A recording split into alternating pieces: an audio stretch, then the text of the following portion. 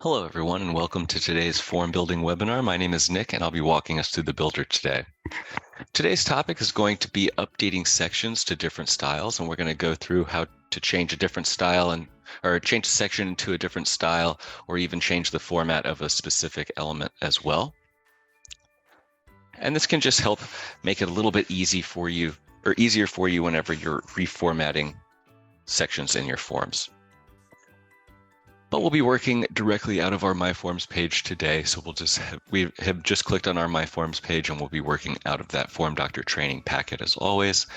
We'll click those three dots on the right and click Edit Forms.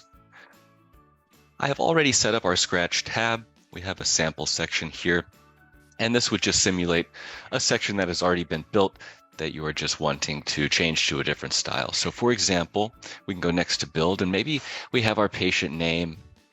Go ahead and add a date in there too. We have our patient name and date, and then our first patient information section. Now, oftentimes I recommend using the single select options for any question that might be a yes or no, or if you're asking a question of a patient that you only want a single answer of.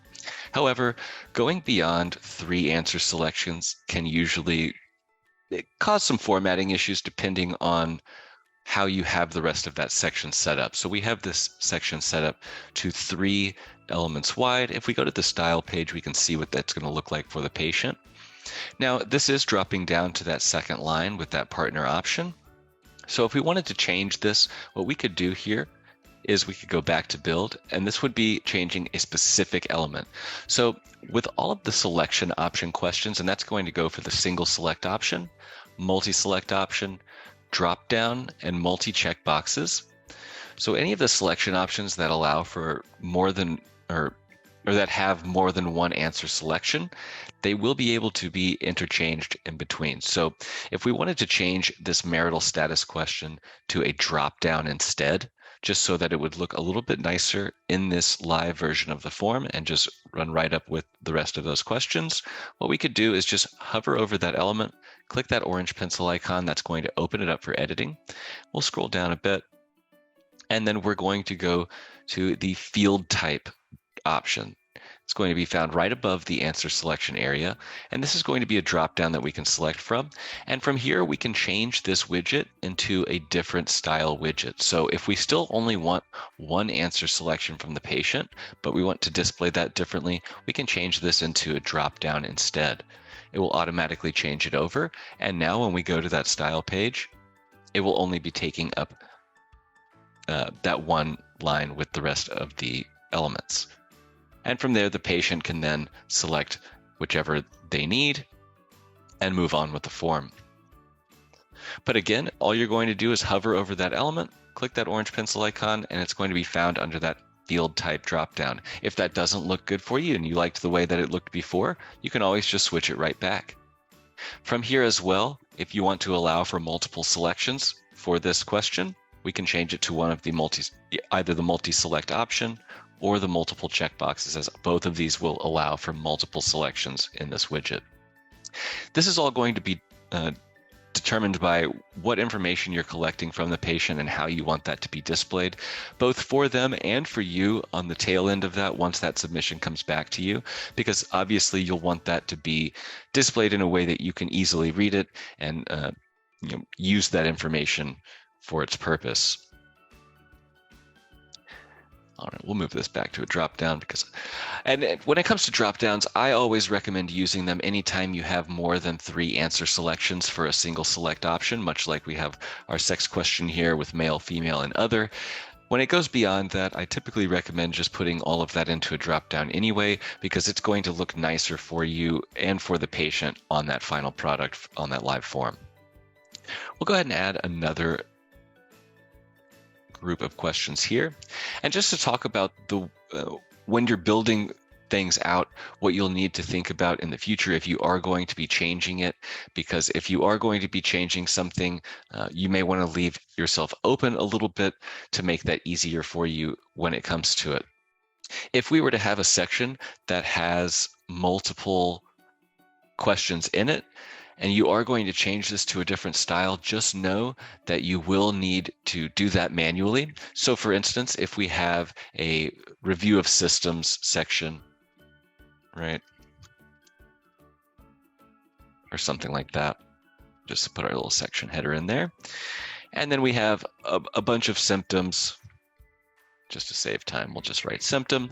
And you're just asking if they have had that symptom at some point in their life.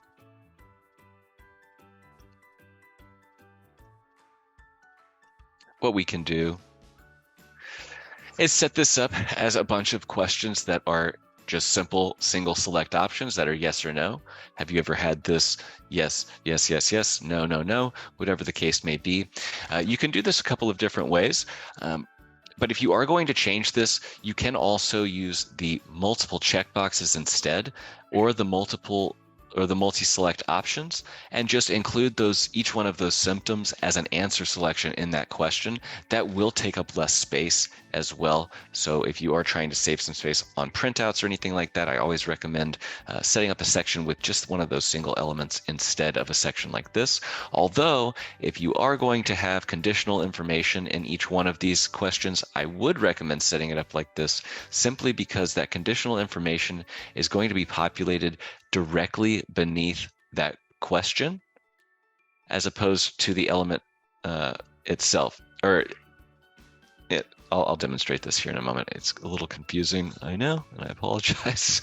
But as the multiple checkboxes element is a single element with multiple answer selections, each one of those that has conditional information that's selected will present that information directly beneath it. So what I mean by that is, if we were to select anything that has extra information that would be presented based on that selection, as this is all one element, it's all going to be presented stacked on top of each other, much like this. Now, what I meant earlier when I said I would recommend setting that section up like this, if each one of them does have conditional information, I would recommend that, because each one will have that conditional information presented directly beneath that question. This will also look better for you if you are printing out blank PDFs, because all conditional information will be printed out on that blank PDF as well. So each one of these would have that conditional information right up underneath it, and there would be no question as to what symptom that information was in reference to. It might make more sense to also to label the conditional information if you are going to use the multiple checkbox or multi-select styles, just because if they do all have conditional information, they'll want to make sure that they're answering the correct conditional information for that answer. Now, if you are going to change a section like this into a multiple checkbox, the easiest way is to just copy and paste what you have already built into that new selection. So if we're going to use the multiple checkboxes, for instance, you would need to do this manually. Review of systems for that section header, and then we would come through and open up each one of these, copy and paste them into our answer selections for our multiple checkboxes. And you can copy and paste them over. You can also type them over, whatever's going to be easiest for you and save the most time. However, that would need to be done manually in that style. Now, if you're just going again from element style to element style, you can just use that field type dropdown. We would like this to be multi-select instead, and you can just swap that over.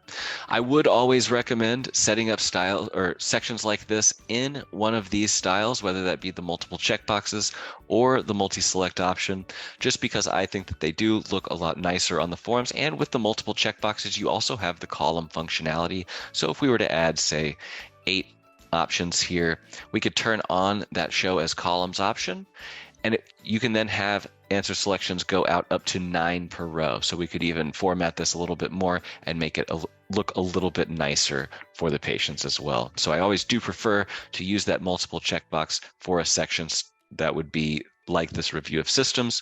However, again, depending on the amount of conditional information that you are collecting, it may make more sense to build out each one of those in their own individual elements. Another way to build out a section like this would be to use the single checkboxes.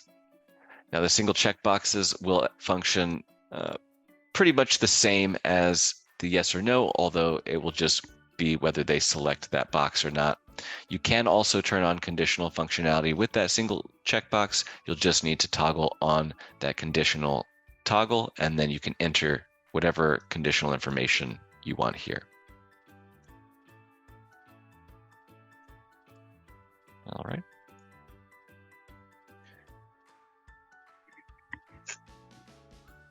All right.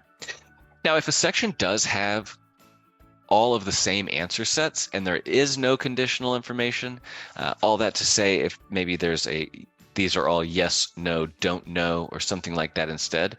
If none of those answers have conditional information, then in that case, I would use the rating scale. And I would just like to point this out before we move on from this section, because the rating scale is a great way to save space and have everything look nice and neat and formatted. I just bring this up as we're on this because I always like to include this when we're talking about sections like this. But one thing that you can do when using the rating scale is open it and then scroll down to the ratings drop down here. We can turn this into a custom rating scale instead, which will give us control over what those answer selections or answer options will say.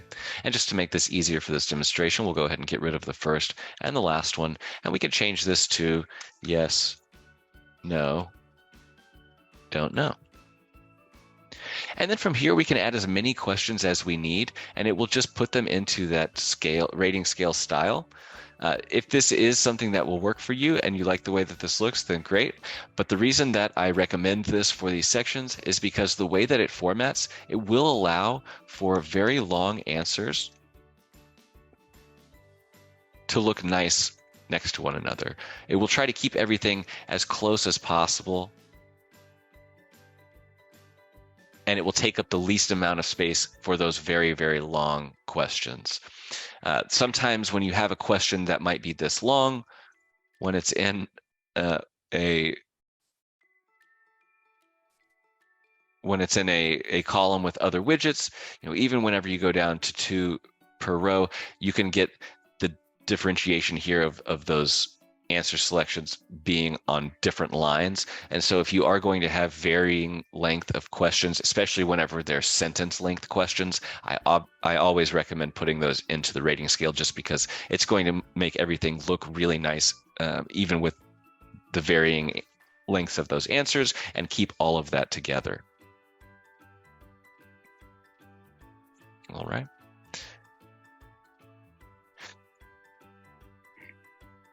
And I'm going to go ahead and open up that chat right now. I know we're running a little close to the end, so if there are any questions, I'm happy to go over them. But that chat is open. And if I do need to go back over any information, I'm happy to do so as well. Oh, good question. Can you go back over conditional functionality between the two? Sure. So basically all that the difference is going to be is the way that the conditional functionality works is it's going to be dependent on each element. So each element, if it has a conditional information, it's going to be presented directly beneath it. And that will hold true for anything that can have conditional information. So, if we were to have an other in our sex question, or maybe a spouse name for our married, and then our partner name for our partner, whatever the case may be, any of that information is going to be presented directly beneath that question, and it will take up, and the conditional information will have as much area as that question is given. So this question is given 1/3 of this row, so that conditional information will have 1/3 of this row as well. We can also put that information, if you have more than one question, maybe you have a couple of questions, we can put this information into a column as well. And maybe there's a second question being added or asked as well. And then we go back to our style page, we can test that. And so both of those will be given that same amount of space. And if it's not able to fit, then it will just stack on top of one another, much as any of the other ones will. And then same goes for our drop down here. Each one will just be presented directly beneath that. So we have that kind of set up here as well. We only have question 1 and this third question that have conditional information, but as you can see, they are individual elements. So that conditional information presented directly beneath that question. When it comes to the multi-select option down here and the multiple checkbox widget, both of those are going to be single widgets with multiple answer selections. So any of those answer selections that have conditional information will still be presented under the parent widget itself. Does that make sense? So as this is one widget, all that information that's conditional is going to be presented directly beneath it. You won't actually be able to format how that conditional information is presented. It will just be given the full space that widget is given. So since we have this widget out on that full area, the conditional information is also getting that full area. We'll also it's also important to note I always recommend to tag these as well. So if our first symptom is, cancer or diabetes, whatever the case may be, let's do cancer for this one, diabetes for this one, but really anything that you might need to collect extra information about, I would always recommend, maybe you're asking for the type, but then you could also be asking for the type on cancer as well. And so depending on how many type conditional questions you have, how many of them are presented, it can get confusing for the patient, and maybe they enter the wrong information for that answer selection. So in that case, I would recommend doing cancer type, diabetes type, or something a little more specific so the patient knows exactly what they are answering, or what conditional information that answer presented.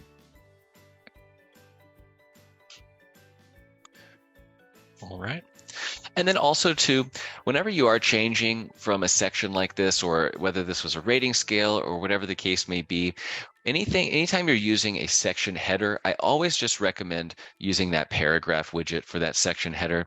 If you are changing a section like this to become a section like this instead, because you want that conditional information to be presented differently, I would always just recommend doing each one of the questions as their titles being the answer selections from this section. So we could make this first one cancer, diabetes, option 3, option 4, so on and so forth. And then I would just take that review of systems or whatever we had, the title of this question, and I would put a paragraph widget right above that section, title it what we had titled our other widget, and then I would just highlight and bold that information. You can even use one of the preset styles over here if you want to use one of these heading styles. They will be a little bit larger than that generic paragraph widget, but again, that's going to be personal preference and up to you on how you want that information presented.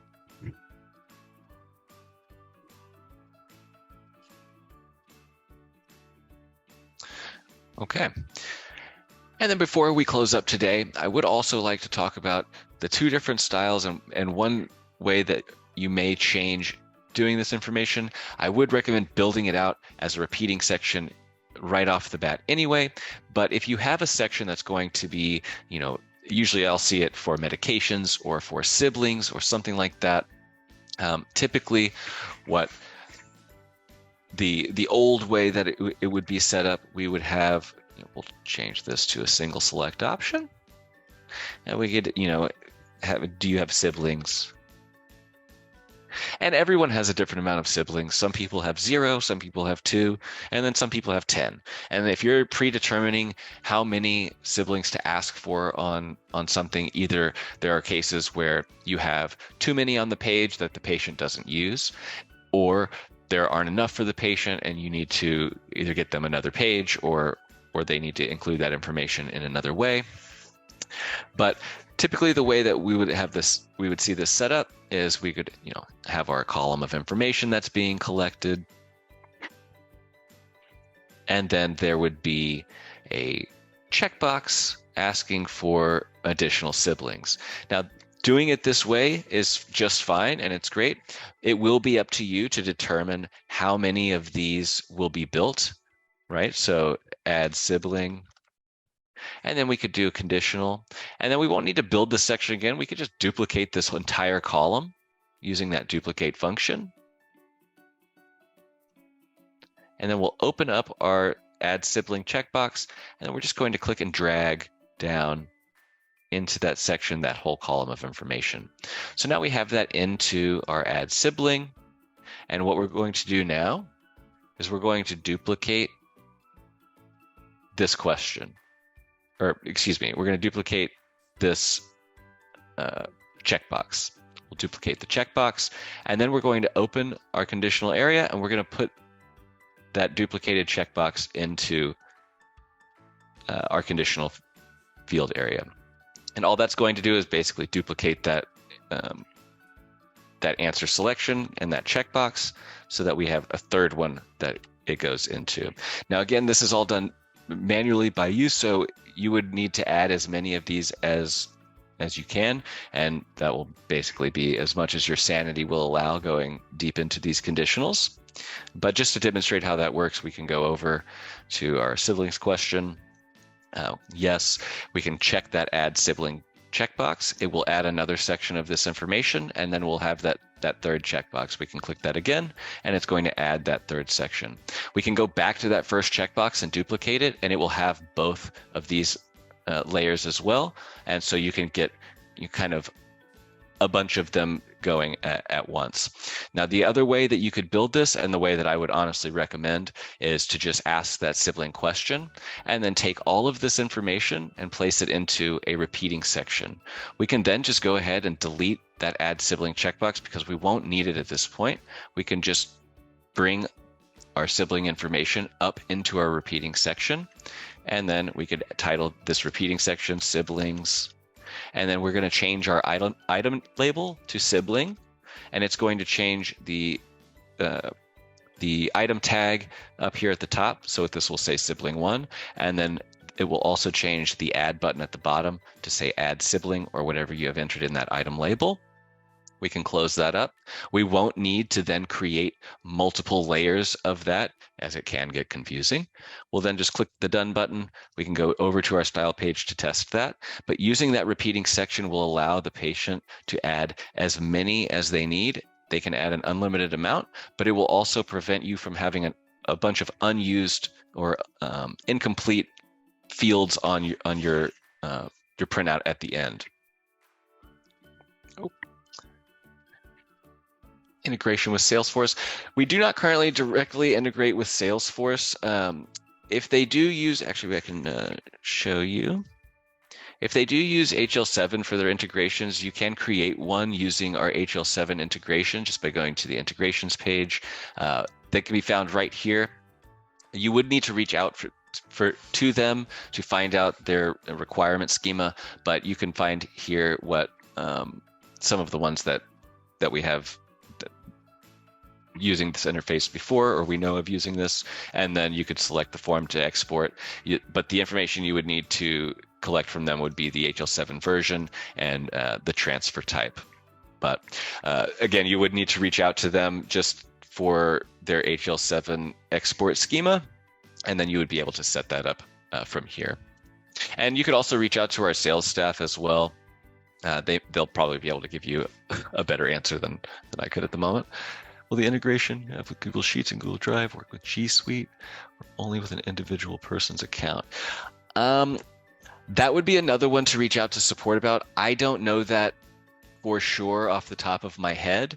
I would assume that it would work, but I can't say that for sure. Support would definitely be able to answer that better than I could at the moment.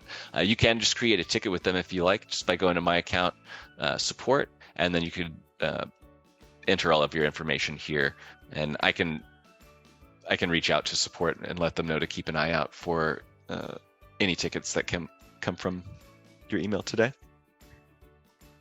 Of course.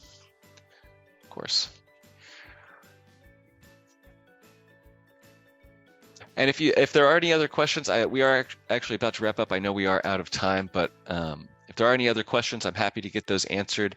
Just in the meantime, while we wait for those to come in, just as a reminder, we do host the form building webinars every Tuesday and Thursday at 11:30 a.m. Pacific time.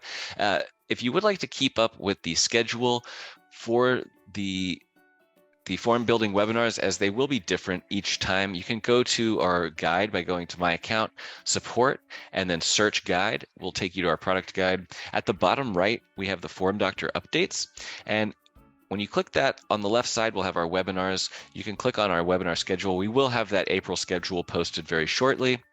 But and you'll be able to keep track of what we'll be going over in those webinars. The next month's webinar is going to be kind of like this one. We'll be talking a lot about editing existing forms and using existing forms in different ways. Anytime you may need to go in and update, a form that you've created a long time ago, as it does happen. But we'll be going over how to make those a little more current and use the more current widgets that we've added and things like that. But we will be posting the videos of these webinars as well. So in that schedule, if there is something that you're interested in that you won't be able to be in attendance for, don't worry, we will be posting those. And once we have posted them, you can just click that link. It will take you right to that YouTube page. And we'll have some timestamps along the bottom bar as well, just going over what we're talking about at that time. And then on Mondays, Wednesdays, and Fridays, we host onboarding webinars to go through general use of the account, sending forms, updating admin and users and things like that. Those will be held at 10:30 a.m. Pacific time, again on Mondays, Wednesdays, and Fridays. But if you do have any coworkers or staff that you would like to learn this information as well, these are all free, and we do encourage everyone to join us as often as they like until they feel comfortable with the product, or even after that, if they just want to join and learn more about the product. So please feel free to send them our way, but thank you very much for joining us today. And if you have any other questions, please feel free to reach out to our support staff. Again, I'll reach out and make sure that they're looking out for anyone that was in attendance today. But thank you again for joining us, and I hope you all have a great afternoon. Hope to see you next time.